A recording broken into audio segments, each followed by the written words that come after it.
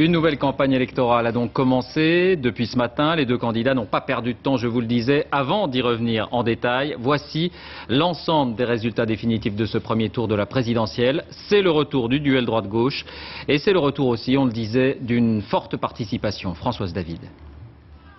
Un premier tour historique pour la droite depuis 1974. Le candidat UMP réunit sur son nom 31,18% des suffrages.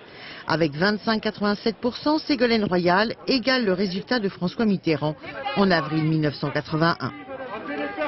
François Bayrou, contre ses espérances, n'arrive qu'en troisième position, mais avec 18,57%, il triple son score de 2002.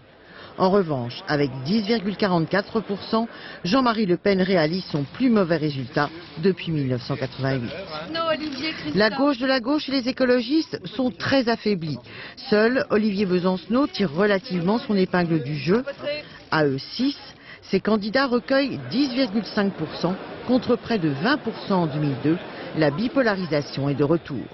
On retrouve les deux grandes formations dominantes de la vie politique française aujourd'hui avec plus de 55% des suffrages. C'est un retour à la norme de ce point de vue-là. Enfin, Philippe de Villiers, avec 2,2%, perd plus de 2 points par rapport à 1995. Quant au score de Frédéric Nious, il est inférieur de 3 points à celui de son prédécesseur il y a 5 ans.